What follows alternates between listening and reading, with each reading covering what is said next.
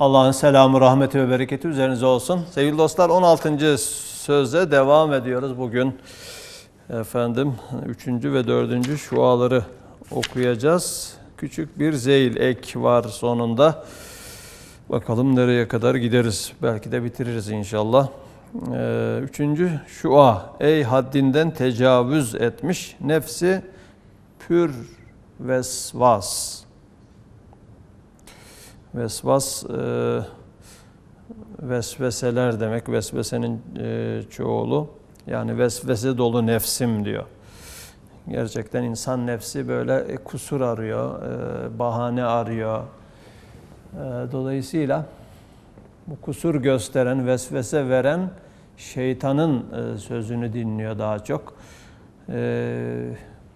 Bu 16. sözde Kur'an'da çelişki gibi görünen hususların ehli dalalet tarafından şüphe iraz edilen durumların aslında çelişki olmadığına dair açıklamalar var.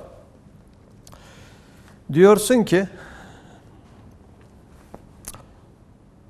biyedihi melekûtü külli şeyin.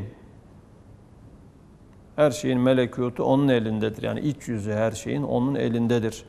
مَا مِنْ دَابَّةٍ اِلَّا هُوَ آخِذٌ بِنَاصِيَتِهَا. Yani hayvanlardan hepsine boyun eğdirmiştir. Ve nahnu akrabu ileyhi min hablil verid. Biz ona şah damarından daha yakınız. Gibi ayetler nihayet derecede kurbiyeti ilahiyeyi gösteriyor. Allah'ın yakınlığını gösteriyor. Her şeye Allah yakın. Yani her şeyin iç yüzü, böyle can damarı onun elinde. Şah damarından daha yakın insanlara. Evet. Peki. Diğer taraftan bunlar Allah'ın yakınlığını gösteriyor. Ve ileyhi turcaun. Dönüş onadır. Ta'rucul melâiketu ve ruhu. İleyhi fi yevmin kâne miktaruhu 50.000 senetin. Melekler ve ruh ona yükselir. Bir günde bu sizin hesabınızda 50.000 senedir. Her günü 50.000 senelik mesafeyi kat ederek melekler ve Cebrail ona yükselir. Ve hadiste varit olan Cenab-ı Hak 70.000 hicap arkasındadır. Ve Miraç gibi hakikatler nihayet derecede budiyetimizi gösteriyor. Uzaklığımızı gösteriyor. Şu sırrı gamızı fehme takrib edecek bir izah isterim. Yani bazı ayetler onun yakınlığını gösteriyor. Bazı ayetler ise onun bizim ondan çok uzak olduğumuzu gösteriyor. Hem yakın hem uzak nasıl oluyor şeklinde vesvese yapan nefse cevap veya böyle vesvese veren şeytana, şeytanı dinleyen ehli dalalete cevap. El cevap. Öyleyse dinle. Evvela 1. şuanın ahirinde demiştik. Nasıl ki güneş kayıtsız nuruyla ve maddesiz aksi cihetiyle sana senin ruhun penceresi ve onun aynesi olan göz bebeğinden daha yakın olduğu halde sen mukayyet ve maddede mahsus olduğun için bedenin madde onda mahpus yani bedeninde mahpus olduğun için ondan gayet uzaksın. Evet. Bu 1. şuanın sonunda verilen bir örnekti. Güneş örneği burada da hatırlatıldı. Şimdi bir güneş bizden uzak mı? Biz güneşten uzak mıyız? Yoksa güneş bize yakın mı? Değil mi? Güneş örneği, Nur isminin en parlak aynası olan güneş örneği bu tezat gibi görünen hususu anlamamıza vesile oluyor. Evet, biz güneşten uzağız ama güneş bize yakın. Hem yakın hem uzak nasıl oluyor? Güneş bize yakın ama biz ondan uzağız. Güneş bize nasıl yakın? Özellikleriyle, sıfatlarıyla, ısısıyla bizi kuşatmış. Değil mi? Işığıyla Bak, göz bebeğimizdeki parlayan ışık güneşin ışığı. Göz bebeğimiz kadar yakın. Değil mi? Ruhumuza yakın. Çünkü göz dediğin zaten ruhun penceresi. Ruhun dış aleme açılan penceresi. Dolayısıyla renkleriyle, değil mi? Bütün renkler zaten ışığın farklı yansımaları. Dolayısıyla eşyaya renkleri kadar yakın güneş, her şeyi kuşatan ısı kadar yakın ve her parlak şeyde parlayan ışık kadar yakın. Ama biz güneşten uzağız. Yani güneşten çok 150 milyon kilometre uzağız. Güneşe gitmeye kalksak işte, değil mi, en hızlı jetlerle bile gitsek yıllarca gitmemiz lazım. Biz uzağız, o yakın. Şimdi güneş dünya ilişkisi, insan ilişkisi, kainat Allah ilişkisi. Allah da bu kainatın ezeli güneşidir. Şems-i ezeldir. O bize yakın. Nasıl yakın? Özellikleriyle yakın. Özellikleriyle, yani ilmiyle, iradesiyle, değil mi? Her şeyin iç yüzünü biliyor. İç yüzünü biliyor. Aşikar da gizliyi de bilir, gizlinin gizlisini de bilir. Ayetler var Kur'an'da. Dolayısıyla görür, her şeyi görür. Her şey üzerinde tasarruf eder, çekip çevirir. Her şey emrini dinler, emreder, olur. Dolayısıyla kudretiyle, ilmiyle, iradesiyle, işitmesiyle, görmesiyle, yani güneşin sıfatları gibi, 7 sıfatı gibi Allah'ın da bütün subuti sıfatlarıyla Allah bize yakın, bizi kuşatmış. Bize bizden yakın. Kuluyla kalbinin arasına girer diyor ayet-i kerime. Ama biz ondan uzağız. Biz ondan uzağız. Çünkü Allah'ın zatı kainatın içinde değildir. Kainatın dışında mıdır? Dış ne demek? Ya dışını zaten bilmiyoruz. Dışı bir mekansa onun da dışında, yani mekanın da bittiği yerde, mekansızdır o. Hiçbir mekan yokken de Allah vardı. Zamanın da mekanın da dışında, ötesinde. Onun için zaten aklımız almıyor, kavrayamıyoruz. Çünkü aklımız zaman ve mekanla formatlanmış. Zaman ve mekan içinde düşünebiliyor, işleyebiliyor. İşte Allah o mahiyetini idrak edemeyeceğimiz zatıyla evren ötesi. Ama sıfatlarıyla her şeyi kuşatmış, her şeyle beraber, her şeye yakın. Evet, her şeyin yanında. Peki, onun yalnız bir kısım akisleriyle, yani güneşin yalnız bir kısım akisleriyle, gölgeleriyle temas edebilirsin. Ve bir nevi cilveleriyle ve cüz'i tecellileriyle görüşebilirsin ve bir sınıf sıfatları hükmünde olan elvanlarına, yani renklerine ve bir taife isimleri hükmünde olan şualarına ve mazharlarına yanaşabilirsin. Eğer güneşin mertebeyi aslisine yanaşmak ve bizzat doğrudan doğruya güneşin zatı ile görüşmek istersen, o vakit pek çok kayıtlardan tecerrüt etmekliğin ve pek çok meratibi külliyetten geçmekliğin lazım gelir. Adeta sen manen tecerrüt cihetiyle küre-i arz kadar büyüyüp, hava gibi ruhen imbisat edip ve kamer kadar yükselip Bedir gibi, yani dolunay gibi mukabil geldikten sonra bizzat perdesiz onunla görüşüp bir derece yanaşmak, dava edebilirsin.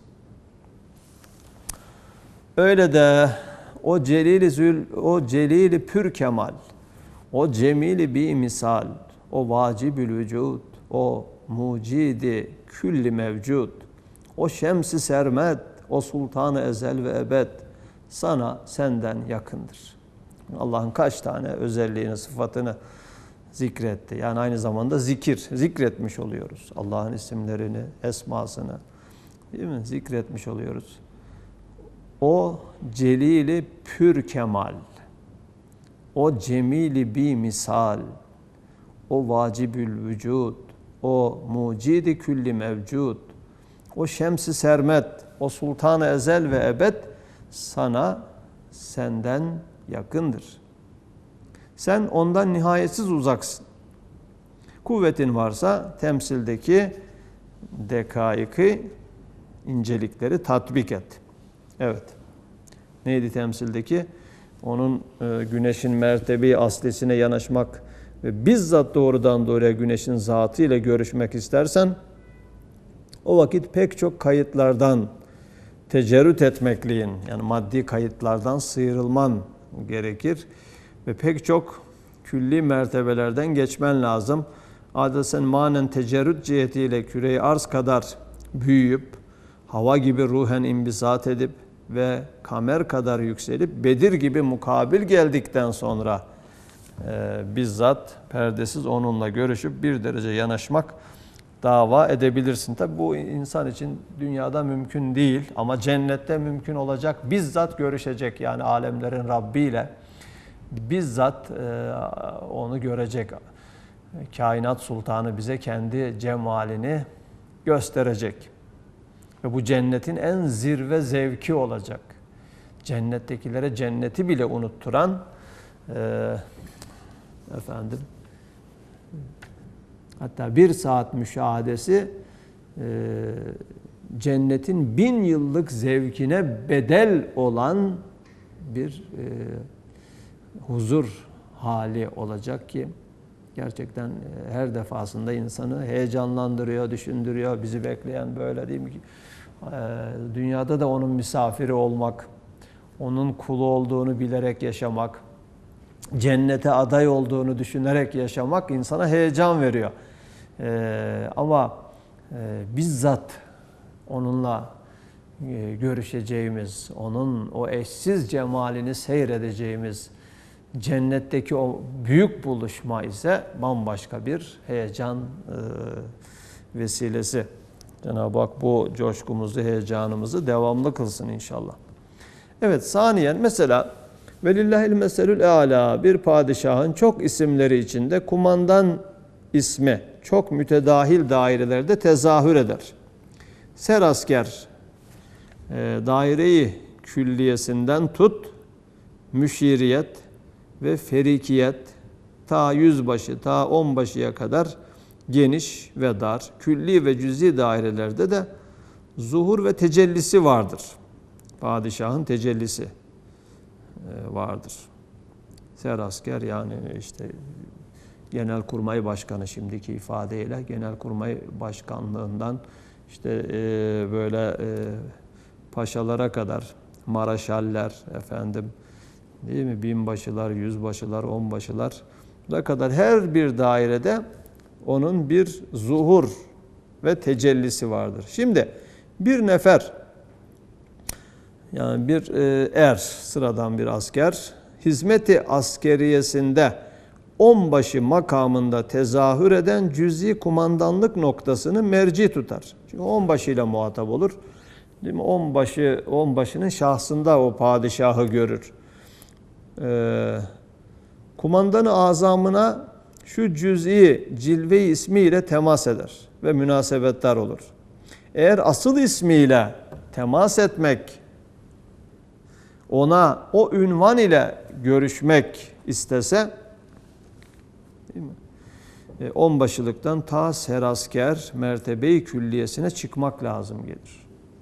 Yani o kadar rütbeler alacak, gide Genelkurmay Başkanı olursa o padişahla yüz yüze görüşebilir bizzat. Ama oraya kadar, değil mi, ta yıllar geçmesi lazım.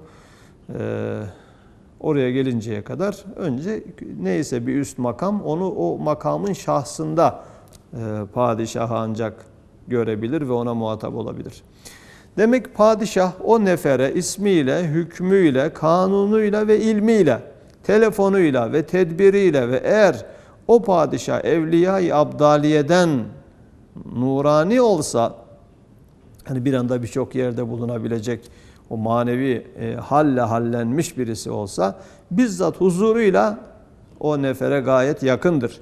Hiçbir şey mani olup hail olamaz, perde olamaz. Halbuki o nefer gayet uzaktır.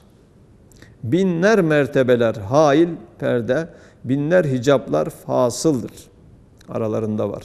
Fakat bazen merhamet eder, hilaf-ı adet bir neferi huzuruna alır. Padişah lütfuna mazhar eder.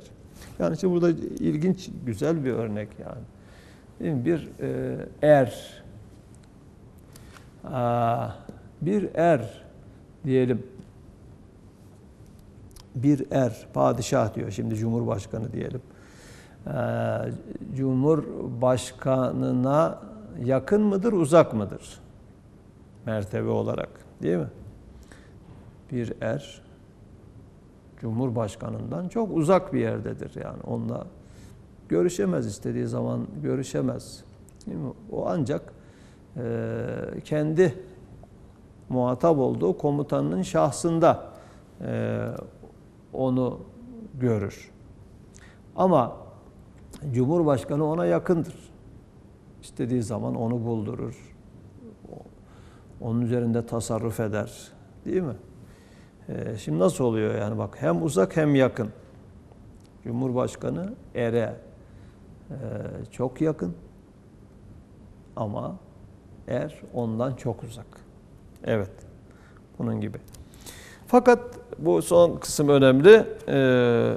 Bazen merhamet eder diyor. Yani özel bir merhametle hilaf-ı adet, yani sıra dışı bir davranış olarak bir neferi huzuruna alır.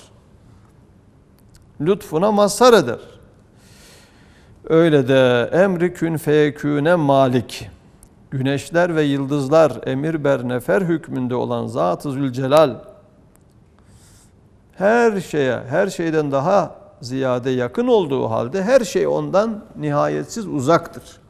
Onun huzur-u kibriyasına perdesiz girmek istenilse zulmani ve nurani, yani maddi ve ekvani ve esmayı ve sıfatı 70 binler hicaptan, perdelerden geçmek, her ismin binler hususi ve külli derecatı tecellisinden çıkmak, gayet yüksek tabakat-ı sıfatında mürur edip ta ismi azamına mazhar olan arş-ı azamına uruc etmek, yükselmek.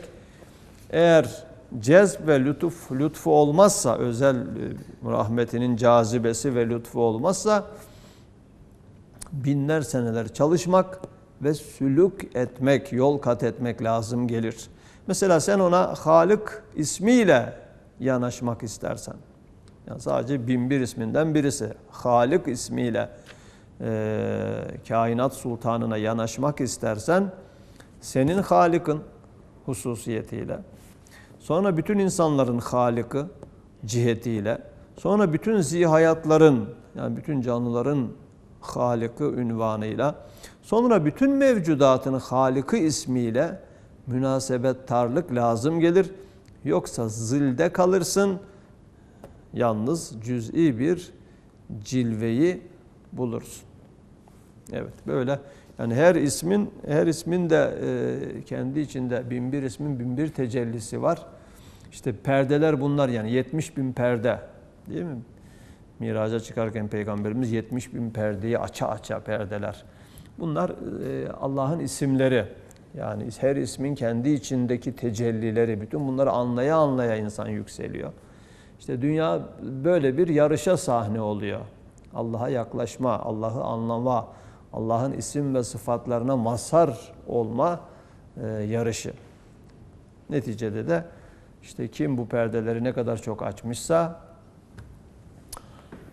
onun zatına yaklaşmışsa öbür dünyada da zatını o kadar çok görme hakkı elde edecek. O demin söylediğimiz cennetin zirve zevkini o kadar daha yüksek düzeyde yaşayacak. Bir ihtar. Temsildeki padişah aczi için kumandanlık isminin meratibinde müşir ve ferik gibi vasıtalar koymuştur. Padişah, yani işte Genelkurmay Başkanı, değil mi? Bakanları var efendim. İşte ondan sonra alt mertebelerde olan kişiler var. Maraşaller, efendim binbaşılar, ordu komutanları filan, yüzbaşı, onbaşıya kadar veya bakanlar, genel müdürler, daire başkanları. Ya bu örnek gidiyor, yanlış anlaşılmasın. Padişah veya işte başbakan, cumhurbaşkanı neyse bunlara ihtiyacı var. Çünkü her işi bizzat kendi yapamaz yani. Allah'ın da böyle memurları var. Mesela melekler, bakan memurlar, 4 büyük melek gibi, onların himayelerindeki başka melek grupları. Ama Allah yani her işi yapamadığı için, böyle yardımcılara ihtiyaç duyduğu için bunları yaratmış değil. Allah her işi bizzat yapar. Yani her şeyi zaten o yapıyor gene. Ötekiler, yani o melekler veya işte diğer vasıtalar sadece seyirci. Allah'ın o alandaki icraatını seyrediyorlar. Tanık olmak için varlar. Evet. Temsildeki padişah aczi için kumandanlık isminin meratibinde müşir ve ferik gibi vasıtalar koymuştur. Fakat biyedihi melekûtü külli şeyin olan kadir mutlak vasıtalardan müstanidir. Müstani demek yani onlara ihtiyacı yoktur. Vasıtalar sırf zahiridirler. Görünüşte varlar. Perde-i izzet ve azamettirler. İzzet ve azamet perdesidirler. İzzet ve azamet ister ki esbab yani sebepler perdedarı desti kudret ola aklın nazarında. Tevhid ve celal ister ki esbab ellerini çeksinler. Tesiri hakikiden. Aklın zahiri nazarında sebepler gerekiyor. İzzet ve azamet onu gerektiriyor. Mesela bir misafirine bir şey ikram edeceği zaman, değil mi? Bir bakan, bir vali, bir cumhurbaşkanı gidip kendisi şey yapmaz yani. Çayı kendi doldurup kendi getirmez. Dolayısıyla birine şey yapar. Yani bu ona ihtiyacı olduğu için değildir. Bir defa o makamın onuru dolayısıyla. Yani böyle kendisi de doldurabilir bazen. Dolduruyor da zaten böyle şey olsun diye yani böyle özel ikram oluyor ya burada da ifade edildi. Özel lütuf. Ama makam öyle perdelerin olmasını gerektiriyor. Efendim. Kaldı ki yani padişah dediğimizde burada onun ihtiyacı da olabilir yani. Çünkü her şeyi o yapamaz bizzat. Gücü sınırlı ama Allah'ın ihtiyacı yok. Allah'ın memurları var ama icraatçı değillerdir. Sadece seyircidirler yani. Allah'ın icraatına karışmazlar, seyrederler. Biz de Allah'ın memuru, biz de seyrediyoruz zaten. Evet. Ubudiyet ve hayret ve acz ve iftikar içinde saltanat-ı rububiyetine dellaldirler, temaşagerdirler. Bak temaşager, temaşacı yani seyirci. Muini değiller. Şerik-i saltanat-ı rububiyet olamazlar. Evet. Saltanat-ı rububiyetine şerik ortak olamazlar. Dördüncü şu ayı da bugün okuyacağız. İşte ey tembel nefsim, bir nevi miraç hükmünde olan namazın hakikati, sabık temsilde, yani geçen o örnekte bir nefer mahz-ı lütuf olarak huzuru şahaneye kabulü gibi. Sıradan bir asker, değil mi, bir bakanın huzuruna çıkamaz veya cumhurbaşkanıyla görüşemez ama diyelim ki o şey yaptı yani bir şeyden dolayı bir vesileyle mahz-ı lütuf olarak onu çağırdı yani onu ağırladı. Kendi makamında onunla görüştü. İşte aynen bunun gibi mahz-ı lütuf olarak onunla görüştüğü gibi, onu kabul ettiği gibi mahz-ı rahmet olarak yani bizzat rahmetin ta kendisi olarak Zat-ı Celil-i Zülcemal ve Mabudu Cemil-i Zülcelal'in huzuruna kabulündür. Namaz bu yani. Namaz Allah'ın seni huzuruna kabul etmesidir. Allah Allah. Seni onurlandırmasıdır. Sana böyle bir lütufta bulunmasıdır. Allahu Ekber deyip manen ve hayalen veya niyeten iki cihandan geçip kaydı maddiyattan tecerrüt edip bütün maddi kayıtlardan yani dünyanın bedenin sınırlarından çıkıp sıyrılıp bir mertebe-i külliye-i ubudiyete veya külliğinin bir gölgesine veya bir suretine çıkıp bir nevi huzura müşerref olup Allah'ın huzuruyla şereflenip İyyâke na'budu hitabına herkesin kabiliyeti nispetinde bir mazhariyeti azimedir. Büyük bir mazhariyet. Yani büyük Allah'ın huzuruna çıkmak büyük bir onur ya. Allah mahzu lütuf olarak seni kabul etmiş oluyor yani. Seni kabul etmiş. Onun için eskiler, sevgili dostlar, eskiler bir insan namaz kılmıyorsa veya kıldığı halde sonradan bırakmışsa ya bu adam niye namaz kılmıyor, namazı niye bıraktı filan demezlermiş. Çok ilginç. Derlermiş ki ya namaz kılmıyor demek ki namaz onu huzuruna yaklaştırmıyor. Allah onu huzuruna kabul etmiyor. Değil mi? Veya namaz kıldığı halde bıraktı ya, o namazı bırakmış değil, namaz onu bıraktı. Namaz bizi bırakırsa ne yaparız? Böyle kaygı duyarlarmış. Namaz bizi bırakırsa, değil mi? Çünkü akıllı bir adam yani böyle bir şereften, böyle bir onurdan, değil mi? Geri durmaz, geri kalmaz. Ama sen layık değilsen, öyle bir onura, öyle bir lütfa, öyle bir rahmete layık değilsen, o rahmetin, o lütfun sahibi seni yaklaştırmaz huzuruna. Yaklaştırmaz. Önce ona sen layık olman lazım. Değil mi? Gidip herkes işte valiyle, bakanla, devlet başkanıyla görüşebiliyor mu? Bir seviye meselesi. Ya alemlerin Rabbi ile görüşmek, onun huzuruna çıkmak. Değil mi? Değil mi? Bu da bir seviye meselesi ya. Yoksa seni kabul etmez ya. Şimdi esasen yani biz işte o onura layık olamadık. Değil mi? Yıllarca öyle bir onura, onun kıymetini bilemedik.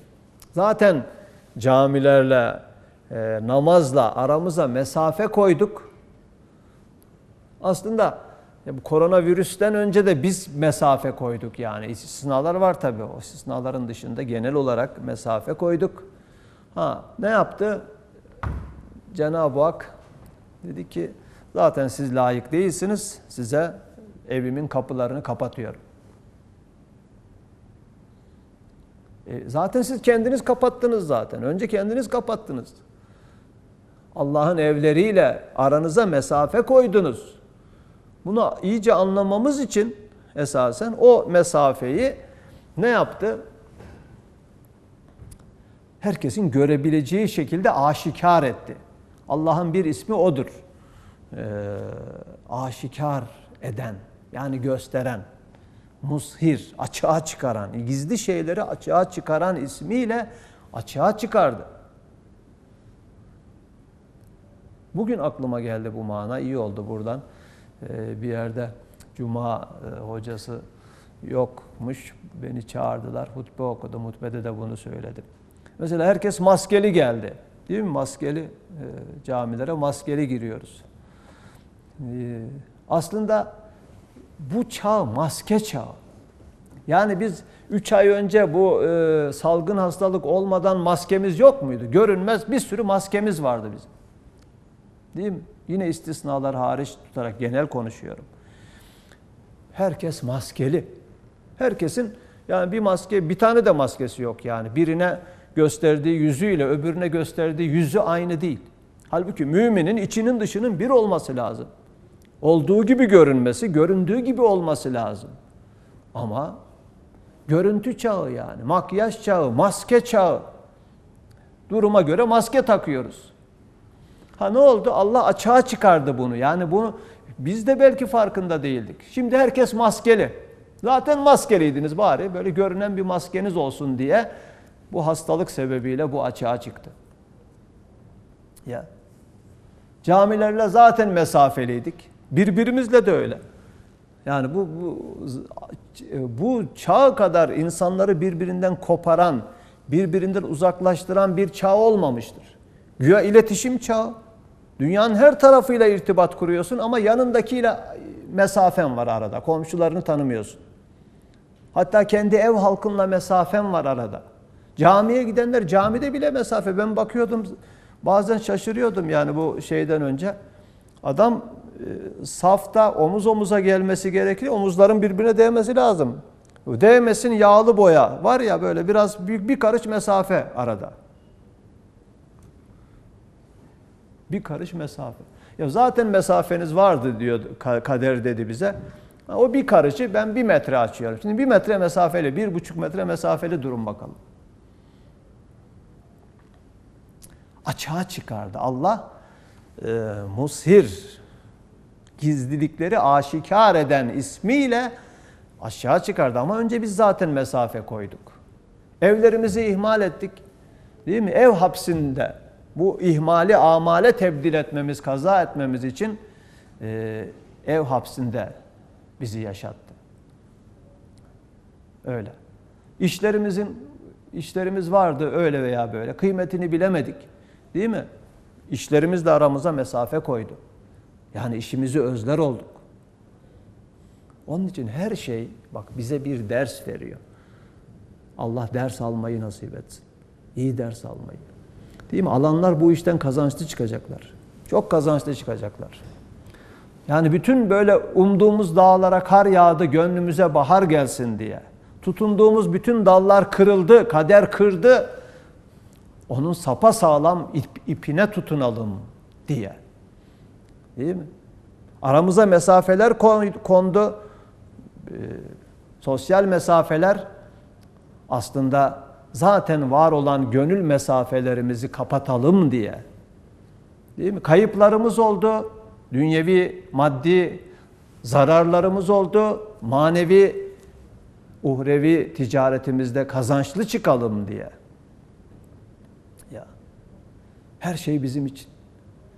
Anlarsak her şey bizim için. Çok büyük dersler. Çok müthiş dersler. Evet.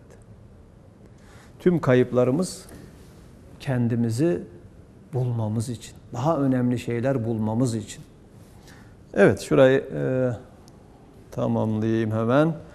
Şimdi bu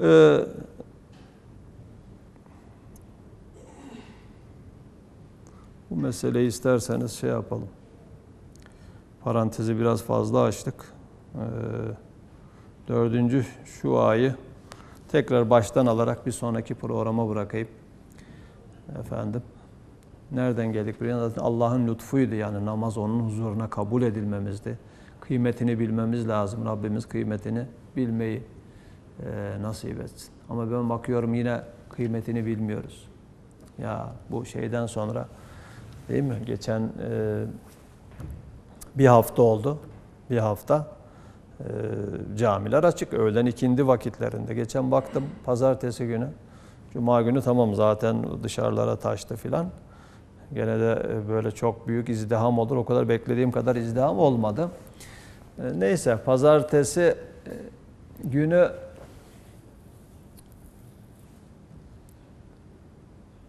yani geçen pazartesi evin balkonuna çıktım, baktım bizim Sami Efendi Camii'nin bizim eve kadar araçlar. Dedim ya, hemen hatırladım. Camiler açıldı ya, şimdi cuma da değil, tamam pazartesi öğlen ama dedim ya iyi. Bak millet anladı yani, camiye karşı bir özlem, bir hasret gidermek için cuma gibi geldi millet.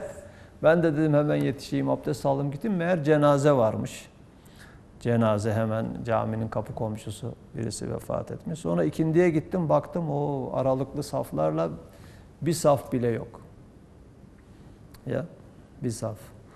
Yani cami de olsa zaten 100 kişi, bu saf, yeni saf düzeniyle 100 kişiyle doluyor. Yani 1/4 normalde 1/4 şimdi camiyi dolduruyor. Ondan sonra işte Özelif Camii'ne gittim. Orası da öyle. Orası da öyle. Vay be. Hayal kırıklığına uğradım yani. Cemaat artar. Daha böyle coşkulu. Özellikle gençlerden. Zaten 65 yaş üzeri gelemiyor. Bir kısmı gerçi yasağı delip geliyor ama efendim daha büyük bir iştirak beklerken vah esafa, vah hasreta. Gereken dersi alamamışız yani. Allah bizi affetsin. Evet. Hiç olmazsa bu yaşananlardan ders alsaydık. Evet, yani gençlerin şuurlanması için çalışması gereken kurumlar görevlerini yapamıyorlar. Belki zaten öyle bir dertleri yok. Ama resmi kurumları kastediyorum. Çok daha çalışmamız lazım. Bu süreçten dersler çıkarmamız lazım. Evet, burada noktalayayım. 4. şua ve sonrasındaki 16. sözün küçük bir zeyl yani ek kısmı var. Anlaşılan bu sözde bir program daha kalacağız.